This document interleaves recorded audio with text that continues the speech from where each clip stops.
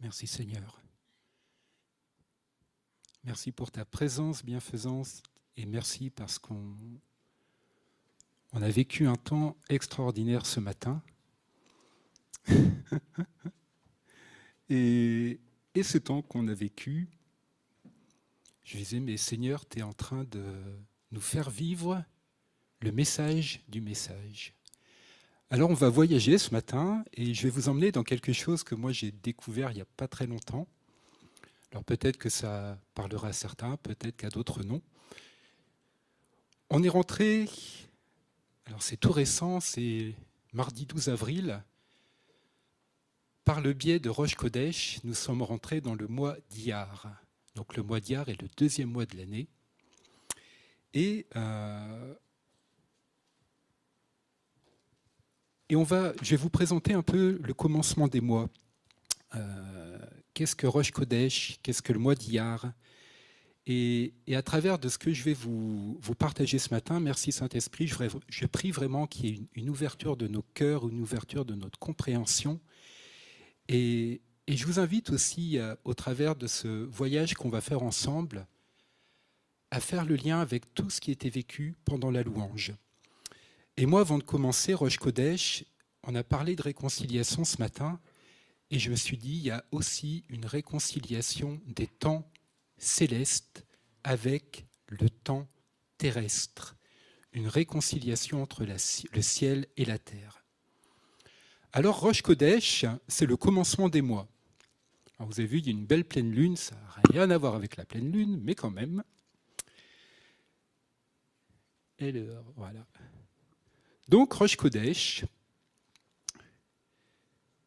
c'est une fête qui est célébrée tous les mois. Rosh Kodesh, ça veut dire la tête du mois en hébreu. Donc Rosh pour tête et Kodesh pour le mois. Et c'est une fête biblique qui est mensuelle. Donc quelque part, on l'a vécu ce matin, cette fête biblique, puisqu'on est rentré dans ce nouveau mois, là, au milieu de semaine. Donc moi, je me suis dit, waouh, Seigneur, on a vécu ce matin cette fête de Rosh Kodesh, et c'est extraordinaire. Moi, ça m'a... Et Rosh Kodesh, c'est une fête joyeuse qui est faite au Seigneur le premier jour de chaque mois hébraïque, où le peuple se rassemble pour chercher Dieu. Est-ce que ce matin, on ne s'est pas rassemblé? Est-ce qu'on n'a pas cherché Dieu? Rosh Kodesh, c'est aussi une fête où il y a une bénédiction pour les premiers fruits et pour les prémices. Et je reviendrai un peu par la suite sur les prémices. Et Rosh Kodesh, c'est la fête de la nouvelle lune. Alors, la nouvelle lune, ce n'est pas la pleine lune, mais pour le visuel, c'était plus joli de mettre une pleine lune. En fait, en tout début de mois, le mois il commence, le ciel est noir, et la nouvelle lune, vous avez un tout petit filet de lune qui apparaît. Et c'est ça, la nouvelle lune. Et c'est ça qui est établi par Dieu dans cette fête de Rosh Kodesh. Le soleil, la lune, les étoiles, toute la création, tout ça, ça a été établi par Dieu. À la base, ce sont des choses bonnes. Et Dieu a positionné tous les astres lunaires, solaires, toutes les étoiles pour révéler sa gloire. Ça, on peut le lire dans Genèse. Dieu dit qu'il y ait des astres dans l'étendue céleste pour séparer le jour et la nuit, que ce soit des signes pour marquer les temps, les jours et les années. Que ce soit des signes, alors signe en hébreu, c'est le mot hot. Je pense que j'espère le prononcer bien. Ça signifie, le mot hot, un signal, un avertissement, un signe. Donc ça nous dit, ce verset, que Dieu va nous donner des signes au travers de ce qu'il y a dans les cieux. Par exemple, dans Actes 2,19, il est écrit « Je ferai des prodiges en haut dans le ciel ». Ou alors dans Matthieu 24,30, « Alors le signe du Fils de l'homme paraîtra dans le ciel ». Également, dans ce verset, on parle de marquer les temps, et le temps, c'est le mot « moed ». Donc, ce mot, on l'a déjà entendu ici dans cette maison. Le mot « moed », c'est un temps marqué, un temps fixé, c'est une fête, c'est une saison. Voilà, donc ça, c'est ce qui est institué par Dieu dans le ciel. Donc les étoiles vont marquer les temps fixés par Dieu pour que nous, on s'en rappelle et qu'on puisse rencontrer Dieu. Donc quelque part, le ciel, c'est le calendrier de Dieu pour nous. Alors Seigneur, je crois que ce matin, on s'est réaligné aussi à ton calendrier. Ah oui, c'est énorme, c'est énorme. Alors, on connaît plusieurs fêtes, et pour un peu réexpliquer rapidement le cycle dans lequel on vit, tous les jours de la semaine, on vit dans un cycle hebdomadaire qui est fait de jours, et on arrive à Shabbat, qui est la fête de la semaine. Les mois, eux, ils sont institués par un cycle lunaire. Donc la Lune, elle fait son cycle en un mois, et il va y avoir 12 cycles, 12 mois dans l'année, et c'est pendant cette période qu'il va y avoir le cycle lunaire qui va être fait. Et ce cycle lunaire, alors nous, aujourd'hui, on a plein d'instruments, mais à l'époque, les Juifs notamment, ils se repéraient par rapport à l'apparition de cette nouvelle lune. Et quand ils voyaient la lune apparaître, ils disaient « ça y est, le nouveau mois commence, c'est le commencement du nouveau mois ». Donc pour eux, c'était un moment, c'était le temps pour rentrer dans cette célébration de Rosh Kodesh. C'est-à-dire, tous les mois, ils avaient une fête, un temps de célébration mis à part, dans lequel ils venaient célébrer Dieu. Alors, on pourrait résumer en disant qu'il y a une fête biblique hebdomadaire qui est le Shabbat. Il y a une fête biblique mensuelle qui est Rosh Kodesh. Et il y a ensuite toutes les fêtes bibliques annuelles que l'on connaît, qui sont Pessah, Shavuot et Sukkot. Et moi, je me suis dit, en préparant ce message, je me suis dit, mince, il y en a une. Moi, je me suis dit, quelque part, je suis passé à côté parce que je ne la connaissais pas, alors qu'elle est instituée dans le calendrier de Dieu, hebdomadaire, mensuel et toutes les fêtes annuelles. Alors, ce n'est pas pour ça qu'on ne les vivait pas. On les vivait peut-être malgré nous quand on est rassemblés, quand on est dans ces temps merveilleux ensemble à chercher la présence de Dieu. Mais c'est comme si aujourd'hui, Dieu disait, je réaligne mes deux calendriers pour que vous compreniez et que votre pensée soit alignée à ma pensée pour que vous marchiez dans ce cycle des fêtes. Et la fête de Rosh Kodesh, c'était une fête pour rassembler les prophètes et recevoir la révélation pour le mois à venir. Et ce matin, je suis mince, enfin mince, non, chouette. Est-ce qu'une des révélations pour le mois à venir, ça ne serait pas la réconciliation? Alors, c'est la question que je me suis posée. Donc je dis, tiens, Dieu, il a donné une direction pour ce mois. Je réponds à la question, c'est donc la révélation qu'il a donnée pour ce mois dans lequel on entre, de marcher et de vivre la réconciliation. Donc Rosh Kodesh, je vous en ai parlé, c'est une fête des premiers fruits, ou alors des prémices. Donc cette fête de Rosh Kodesh, elle va exprimer ce principe de premiers fruits. Et pour qu'on vive pleinement cette fête de Rosh Kodesh, il est aussi important qu'on comprenne cette notion de premier fruit. Alors on en parle quand même assez souvent. C'est pas forcément toujours, pour moi, pas forcément toujours clair, parce qu'il y a des choses, je dis, oui, mais les premiers fruits, est-ce que c'est ci, est-ce que c'est ça, voilà. Alors, les premiers fruits, dans Deutéronome 26, on peut lire que quand Israël est rentré dans la terre promise, à la première moisson de la terre, ils ont pris un panier, et dans ce panier, ils ont mis les prémices de la moisson. C'est-à-dire qu'ils ont pris un petit peu de la moisson qu'ils avaient récoltée, et ils l'ont apporté au sanctuaire de Dieu. Et donc là, ils ont donné la moisson, les prémices de leur moisson au sacrificateur, et ainsi, ils ont déclaré la bonté et la fidélité de Dieu par rapport à ce qu'ils recevaient, et en donnant ce prémice, ils honoraient Dieu parce que Dieu les avait bénis au travers de la moisson.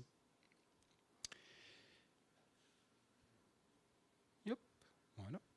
Et en Deutéronome 26, 19, on voit que le fait d'apporter les prémices va engendrer une réponse divine. C'est-à-dire Dieu parle à Israël, Dieu nous parle, afin qu'il te donne, afin qu'il nous donne sur toutes les nations qu'il a créées la supériorité en gloire, en renom, en magnificence, afin que tu sois un peuple saint pour l'Éternel ton Dieu, comme il te l'a dit. Ça, c'est la bénédiction qui est reliée au fait d'apporter nos prémices, d'apporter les prémices. C'est-à-dire, quand j'apporte les prémices, Dieu bénit. Alors, les prémices, c'est pas la dîme. Donc, je ne vais pas rentrer là-dedans. C'est vraiment deux choses qui sont différentes. Parce que la dîme, c'est 10%. J'aime bien comme Robert Edler le dit, c'est la taxe du royaume. Les prémices, c'est différent. C'est une petite part. Ça n'a rien à voir. Donc, si je dis j'apporte mes prémices en donnant ma dîme, non, c'est pas pareil. Le montant des prémices est différent. C'est pas le même. Et voilà. Donc c'était juste une gerbe de blé à l'époque qu'ils apportaient. Donc en plus, comme on est dans ce décompte de l'Homère, on peut faire le lien aussi avec la gerbe de blé dans ce temps où on monte à Shavuot. Donc les prémices, les premiers fruits. Alors pour mieux comprendre cette notion de prémices, tout ce qui est premier dans la vie, ça va vous marquer. Si je vous demande, c'était quoi ta première voiture, tout le monde va me dire ce que c'était. Si je vous dis, demande quel est le premier homme qui a marché sur la Lune? Neil Armstrong. Quel est le deuxième homme qui a marché sur la Lune? Voilà, personne. Comment s'appelait votre premier chat? Voilà. Et, oui, mais bon, le premier, il marque. Voilà, mais c'est pour dire que le premier, ça a une notion d'importance, ça marque. Et c'est vrai dans beaucoup de choses, parce que c'est quelque chose de spécial. Le premier représente quelque chose de spécial. Et en donnant notre premier à Dieu, eh ben on donne ce quelque chose de spécial à Dieu. Et voilà, ça lui donne l'honneur, ça lui donne la gloire à Dieu de recevoir ces prémices qu'on vient lui offrir. Alors le don des prémices, il va accomplir 3 choses principales. La première chose, comme j'ai un peu expliqué, il va reconnaître que Dieu est la source de tout ce que l'on a et ça va honorer Dieu. Et en retour, Dieu va nous bénir. La deuxième chose que le don des prémices va accomplir, c'est que ça va sanctifier le reste de notre revenu. On peut le lire dans Romains 11,16, « Si les prémices sont saintes, alors le reste l'est aussi. » Et la troisième chose que les prémices accomplissent, que le don des prémices accomplit, c'est que ça va libérer la plénitude de la bénédiction de Dieu. On peut le lire dans Ézéchiel 44,30, « La primeur de tous les prémices et tous vos prélèvements, sans exception, appartiendront au sacrificateur. Vous donnerez au sacrificateur la primeur de votre pâte, afin que la bénédiction repose sur ta maison. » Donc il y a vraiment cette bénédiction qui est là dans sa plénitude. Alors, dans la Bible, on a des exemples de prémices, et on a parlé de Jésus ce matin. Jésus, c'est le Fils premier-né de Dieu. Donc c'est comme si Dieu offrait ses prémices au travers de Jésus. Tout ça parce qu'il a donné Jésus pour qu'on soit plusieurs après de ses fils à être conduits à la gloire. Donc Jésus est notre frère aîné, mais il est aussi le prémisse. Il y a aussi un autre exemple de prémisse, par exemple Isaac. Isaac, c'était le premier fils d'Abraham et de Sarah. Il a été apporté en offrande, enfin en sacrifice par Abraham, sauf que Dieu a retenu son bras. Mais le fait qu'il offre son fils en prémisse, ça a permis à Dieu de déverser sa bénédiction et que Abraham soit le père d'une multitude. Et il y a aussi un autre exemple de prémisse qu'on pourrait prendre, c'est Samuel, qui était le premier fils d'Anne. Et Anne, elle a donné Samuel, elle a donné ce prémisse qui était Samuel au prêtre, elle l'a donné au Seigneur pour qu'il soit consacré. Et ensuite, Anne, elle a été bénie puisqu'elle a eu d'autres enfants, mais aussi le ministère de Samuel a transformé toute la nation d'Israël. Donc les prémices, ça peut être quelque chose, mais ça peut être aussi une personne. Et on voit au travers du coup de ces personnes qu'à chaque fois, le fait d'apporter les prémices, Dieu va s'en servir pour déclencher quelque chose, pour bénir et pour quelque part accomplir aussi ses projets et sa volonté. Alors Dieu désire qu'on développe cette mentalité de prémices au travers de cette fête de Rosh Kodesh dans chaque domaine de notre vie, y compris dans le temps, le domaine du timing, du chronos. Parce que Dieu veut libérer sa bénédiction sur longtemps. Et Rosh Kodesh, cette fête, est une expression clé des principes de notre temps. Alors comme je vous l'ai expliqué, les Juifs, ils guettaient le début du mois pour faire cette fête. Ils cherchaient la faveur de Dieu en lui dédicaçant les prémices de leur mois. Et donc ils attendaient à un certain moment, à un certain timing, ils attendaient le bon temps pour que la lune apparaisse dans le ciel. Et en se rassemblant pour fêter cette fête, c'est comme s'ils disaient, la première chose qu'on fait, Seigneur, c'est de te consacrer notre temps pour te célébrer joyeusement. Et moi, ça me frappe d'autant plus qu'on sait l'importance d'être présent quand il y a des fêtes annuelles, quand il y a Pessah, Shavuot ou Sukkot, d'être ensemble, rassemblés pour fêter Dieu. Et je lui dis, mais mince, Seigneur, c'est même au-delà, c'est-à-dire qu'il y a même un appel à être présent ensemble tous les débuts de mois. Donc c'est un niveau de consécration et de sainteté qui est encore au-dessus. Donc j'ai envie de dire qu'on s'élève, on monte, on monte un échelon, on monte d'un niveau à la corde ou à l'échelle comme on veut, mais chacun trouvera ce à quoi il veut monter.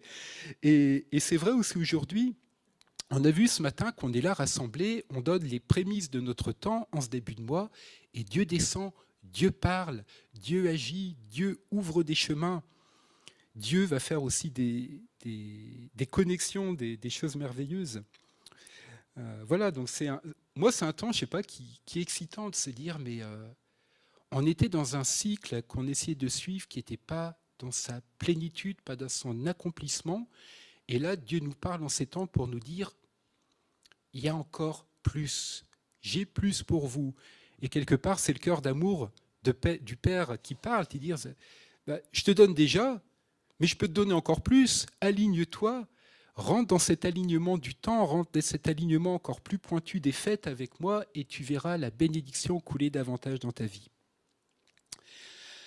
Alors, Rosh Kodesh, je ne l'ai pas sorti de mon chapeau, ni d'un sac, ni de quoi que ce soit. On en parle souvent dans la Bible. Alors, je vais vous donner quelques passages de la Bible où on parle de cette fête. Elle est fêtée plusieurs fois. Alors, dans nos traductions françaises, on n'a pas forcément le mot Rosh Kodesh. On a surtout la nouvelle lune ou la fête du nouveau mois. Il y a différents termes. Alors, on peut le trouver dans 1 Samuel 20, verset 5, ou alors dans Néhémie 10, 32, ou dans 2 Rois 4, 23. Ce sont des passages où on parle de la nouvelle lune. Et alors, cette fête, elle est caractérisée par plusieurs choses dont j'ai déjà parlé. Donc, c'est une célébration joyeuse. C'est une célébration joyeuse, voilà, où on psalmodie, on sonne du corps, où on utilise les instruments de musique. C'est un jour de repos, un peu comme le Shabbat. On ne fait pas de commerce, on se repose, c'est un jour de fête, tout comme Pessah, tout comme Shavuot. C'est un jour où on apporte des offrandes particulières à Dieu. Et on peut lire dans Nombre 28, si vous avez le temps, vous irez lire, il y a des fêtes spécifiques des offrandes spécifiques pour le début du mois. C'est assez long, donc il y a quelque chose de particulier. C'est un jour d'adoration. On sonne du chauffard, on apporte un sacrifice de communion. Le sacrifice de communion, c'est quelque chose qu'on partage ensemble. C'est un jour de fête et de festin, et le jeûne n'est pas permis. Voilà. Voilà. Oui, puisqu'il y a de l'adoration, forcément. Judas est toujours là. Non, c'est important de dire, voilà, c'est pas un jour où, c'est un jour où on célèbre quelque chose, où on fête quelque chose, où on est réjoui, on est dans la joie, on est dans la... Et c'est un jour pour chercher la prophétie, pour avoir la révélation du mois qui débute. Alors si ce matin, je le redis, on n'a pas quelque part cherché la prophétie, si on n'a pas eu la révélation, ben moi, quand je vois tout ça, je dis, ce matin, on a vécu la fête de Rosh Kodesh. Et Rosh Kodesh, ce n'est pas un rituel légaliste, loin de là, c'est une célébration mensuelle avec un cœur joyeux, un esprit joyeux. Et voilà, et ça a une forte valeur symbolique, cette fête, avec tout ce que je viens de vous partager. Et ça parle aussi de Jésus, forcément, de cette joie dans laquelle on peut rentrer au travers de ce qu'il a fait pour nous, qui vient nous rencontrer, qui vient nous parler. Et et il y a quelque chose d'extraordinaire, figurez-vous, alors c'est pas moi qui le dis, c'est encore dans la Bible, c'est qu'un jour, nous allons tous fêter Rosh Kodesh. Et ça va être aussi bien pour les Juifs que pour les gentils que nous sommes. C'est Ésaïe 66, 23 qui l'est dit, de nouvelle lune en nouvelle lune, donc on parle bien de Rosh Kodesh, et de Shabbat en Shabbat, toute chair viendra se prosterner devant moi, dit l'Éternel. C'est énorme, c'est énorme. Ça veut dire qu'on ne peut pas dire que Dieu revient tant qu'on n'est pas dans cette dynamique des fêtes bibliques. Et là, on parle de la nouvelle lune, du mois et de la semaine. Donc, et ça, c'est pour l'éternité. Donc, toute l'éternité, tous les mois, on va faire une méga fête avec Dieu, toutes les semaines à Shabbat. Donc, c'est pareil, moi, quand je dis, tiens, mais Shabbat, en fait, c'est la fête hebdomadaire. Et là, je dis, ouais, mais c'est... Moi, ça me sort un peu de la vision religieuse et légaliste que j'avais. Oui, Shabbat, allume tes bougies, tac, tac, tac. Non, là, c'est une fête, tu vois. Trop chouette de faire la fête avec Dieu. Et donc, alors, cette fête de Rosh Kodesh, elle est liée à un début de mois. Donc, le mois dernier, c'était le mois de Nissan, le premier mois. Et le deuxième mois, c'est le mois de Iyar. I-Y-A-R. Iyar. Iyar. Excusez-moi, j'ai fait la fête tout à l'heure. C'est le kidouche, c'est ça. Non, mais là, c'est pareil. J'ai préparé hier et ce matin, j'ai dit non, mais Seigneur, c'est. Vous allez voir, moi, ça m'a explosé la tête ce matin. Le mois d'Iyar, alors, tous les petits symboles qui vont bien. C'est la tribu d'Issachar, le mois d'Iyar, donc la tribu qui discernait les temps, qui comprenait les temps et savait ce qu'Israël devait faire. Alors, vous voyez, à gauche de Iyar, il y a un petit truc, c'est la lettre Vav en hébreu. Et la lettre Vav, en fait, elle signifie relier, mettre en connexion. Eh bien voilà, moi ce matin, j'ai dit réconciliation, quand on se réconcilie, c'est qu'on se remet en connexion avec les personnes avec qui on n'était pas en bonne entente. Et voilà, je dis, oui. Alors pourquoi se relier réconciliation? Parce que quand vous basculez cette lettre Vav, ça fait comme un pont, en fait, qui relie deux choses. Bon, ça me fait penser aussi à ce que Barbara nous avait partagé il y a quelque temps, où l'impossible devient possible, parce qu'on va traverser les deux extrémités. Et donc, le mois d'Iyar, donc c'est aussi un mois où le Seigneur nous appelle à nous déplacer dans la bonne direction. Et si on se déplace dans la bonne direction, si on va dans la bonne direction pour ce mois d'Iyar, le reste de l'année va se connecter de la bonne manière. Alors j'ai un peu fait comme Virginie, je me suis un peu creusé la tête, mais connexion, qu'est-ce que je vais mettre comme image? Elle se creusait la tête la semaine dernière pour trouver une image.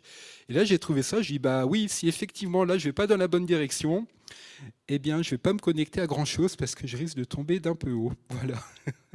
Donc pour moi ça me parle vraiment ce mot, cette image, d'être dans la bonne direction. Et on voit bien que le pont suspendu, là, il est tout droit. Et quelque part, il n'y a pas d'autre choix que de suivre le pont suspendu. Donc, ce mois de transition dans lequel nous sommes, ou mois de réconciliation, j'ose mettre le mot dessus, donc c'est un mois où Israël est passé de l'Égypte au Sinaï. C'est le mois aussi où on passe de Pâques à Shavuot. Souvent on parle de Pâques, on parle de Shavuot, on ne parle pas de ce qui s'est passé entre. Oui, Pentecôte aussi, oui. Donc on passe du rachat de la Pâque à la provision de Pentecôte, ou Shavuot. Et c'est un mois où Dieu y révèle ses secrets. Oui, la parole nous dit dans 1 Corinthiens 4, 1 que nous sommes les administrateurs des mystères de Dieu. C'est énorme. Donc il révèle les secrets de son alliance à Israël, ça c'est dans l'ancienne alliance, et dans la nouvelle alliance, il révèle ses secrets du royaume aux disciples. Et c'est ce qu'on va voir ensemble. Donc Dieu révèle les secrets de son alliance. Donc entre cette période où Israël a marché dans le désert et sorti d'Égypte pour arriver au mont Sinaï, Dieu a révélé des choses avec lui n'importe quoi à Israël, parce qu'ils étaient avec lui. Et ce qui est important, c'est de se dire les secrets de son alliance. Donc si je marche en alliance avec Dieu, Dieu va me révéler ses secrets. Si je ne suis pas en alliance avec Dieu, je n'aurai pas la révélation des secrets de Dieu. Les Israélites, ils ont vécu longtemps en Égypte. Donc ils devaient connaître par cœur le panthéon des dieux égyptiens, les coutumes égyptiennes. Ils connaissaient les dieux.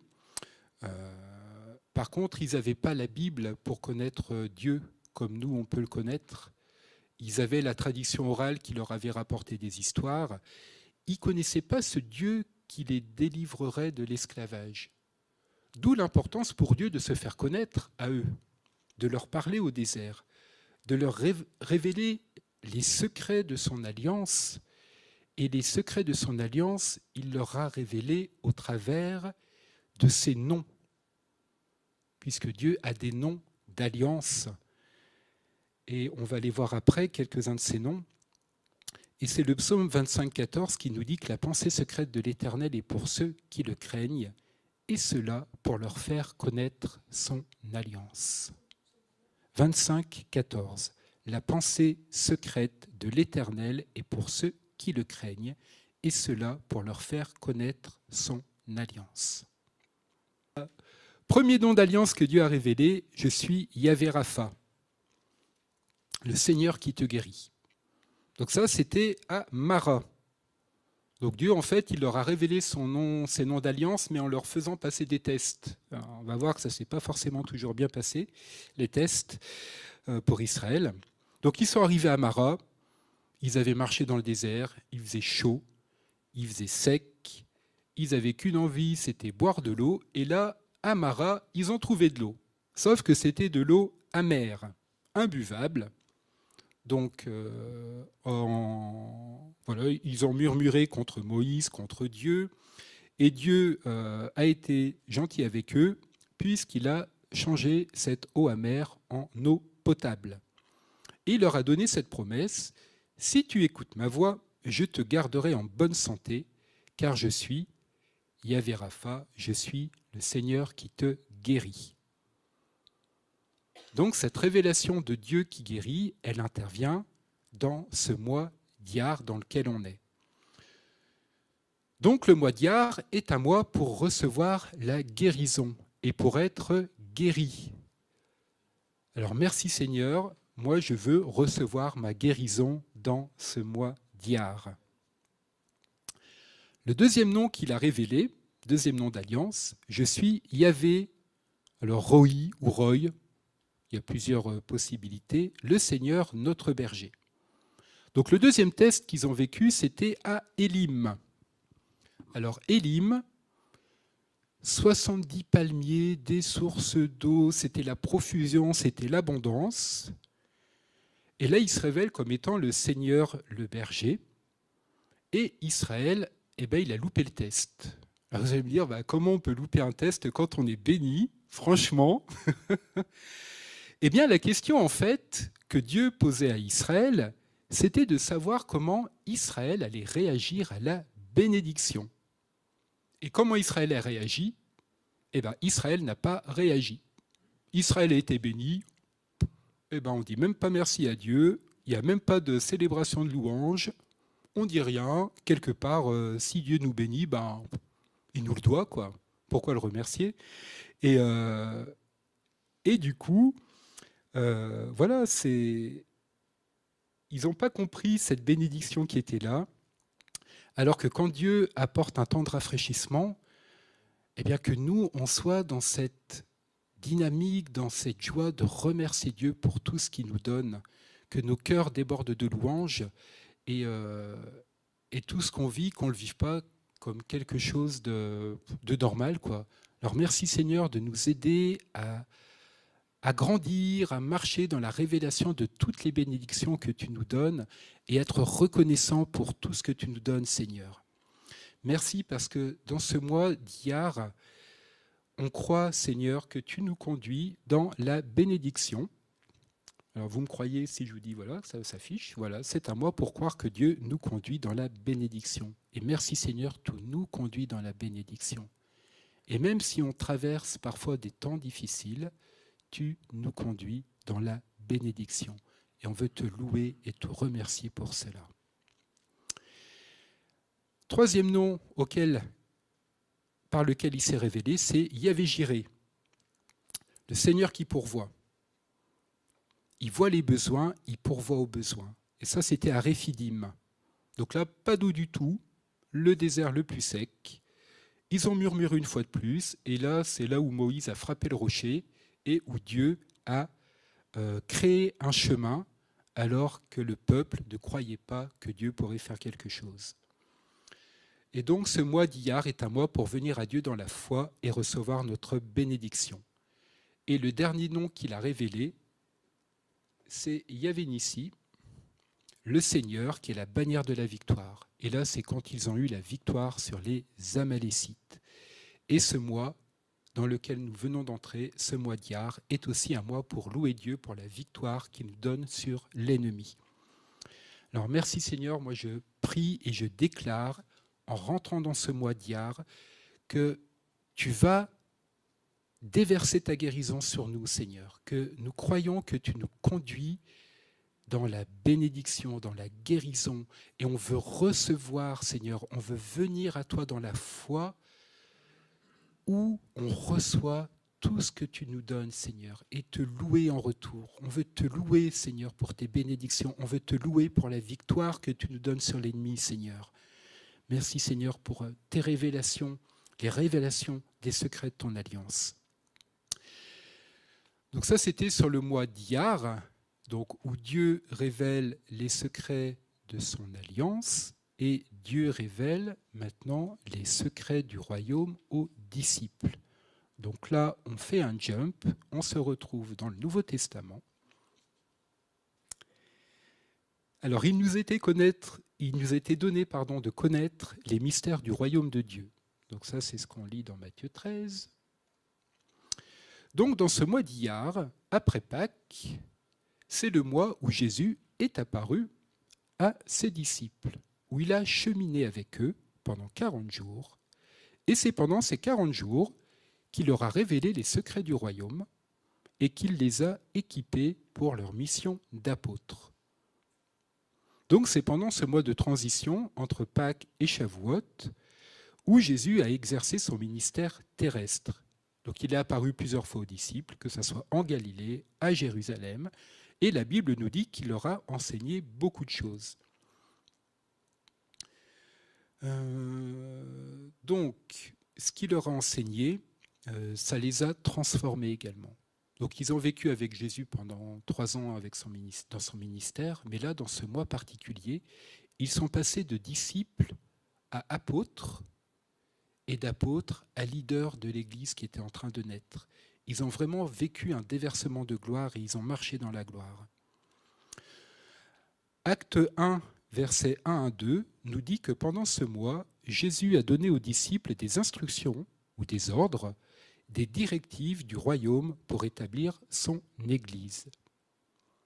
Alors, qu'est-ce qu'il leur a révélé? Quels étaient les secrets de son royaume? Le premier secret, c'était de répandre le royaume dans le monde entier, au travers de la grande commission. Donc là, on le lit dans Jean 20, Marc 16, Matthieu 28. Jésus les a envoyés exercer leur ministère donc jusqu'aux extrémités de la terre. Donc le mois dans lequel on est rentré, le mois d'Iyar, est un mois pour entrer dans notre destinée. Et notre destinée, c'est d'influer le monde et de changer le monde. Premier secret du royaume. Deuxième secret, c'est d'exercer le ministère.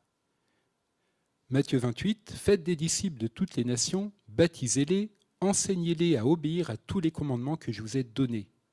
Et quel était le commandement qu'il leur a donné? D'exercer le ministère, dont un des ministères est de guérir les malades. Et le Seigneur a promis la puissance de guérir les malades. Et on est en chemin. À Pâques, les disciples qui étaient réunis, Jésus a soufflé sur eux le Saint-Esprit, et on est dans ce chemin vers Shavuot, où là, il va y avoir la puissance du Saint-Esprit qui va descendre et qui va nous donner la capacité d'exercer le ministère que Dieu nous demande d'exercer. Donc ce mois est un mois pour apprendre à utiliser et à mettre en pratique nos dons spirituels. Alors s'ils étaient réveillés, on va les réveiller. S'ils étaient un peu pleins de poussière, on va secouer la poussière et on va rentrer dans l'exercice de nos dons pour changer le monde, pour gagner le monde qui est autour de nous. Et il y a une stratégie aussi, un secret qu'il a révélé à ses disciples, aux apôtres, ce sont les 5 ministères. Donc, les apôtres, ils ont identifié, entraîné, formé, établi les ministères que sont les apôtres, les prophètes, les enseignants, les pasteurs et les évangélistes. Et c'est dans ce mois d'Iyar que cette révélation des 5 ministères est faite. Et en réfléchissant, on se dit, dans l'Ancien Testament, on n'en parle pas. Dans les évangiles, on n'en parle pas non plus. Et c'est vraiment dans ce temps précis que Jésus révèle les 5 ministères aux apôtres pour établir, pour former l'Église. Donc c'est pendant ces 40 jours que Jésus a donné ses stratégies à ses disciples, à ses apôtres. Et l'Église, elle a reçu cette commission d'atteindre le monde. C'était le secret de Jésus pour ses disciples, atteignez le monde. Et donc, ce temps est un temps pour demander à Dieu de nous équiper.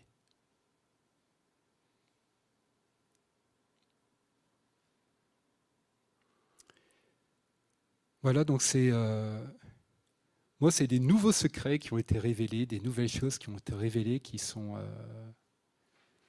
un nouveau chemin, j'ai envie de dire.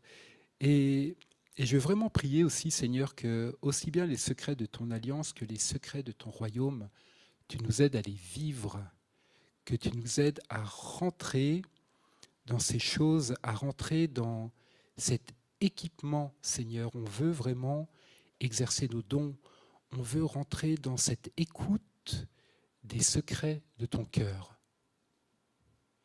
Et merci, Seigneur, pour les choses nouvelles. Merci parce qu'un des secrets de ton cœur, c'est d'exercer, tu nous l'as dit aujourd'hui, ce ministère de réconciliation. Alors Seigneur, je prie que pendant ce mois, on exerce, on pratique ce ministère dans l'amour, dans la joie. Équipe-nous du manteau, des manteaux, Seigneur, pour atteindre le monde qui est autour de nous. Aide-nous, Seigneur, à réactiver les dons qui ont été endormis. Parole de de connaissance, les paroles de sagesse, les paroles de prophétie, Seigneur, le discernement, tout ce qui peut toucher le monde, Seigneur, avant d'aller à Shavuot.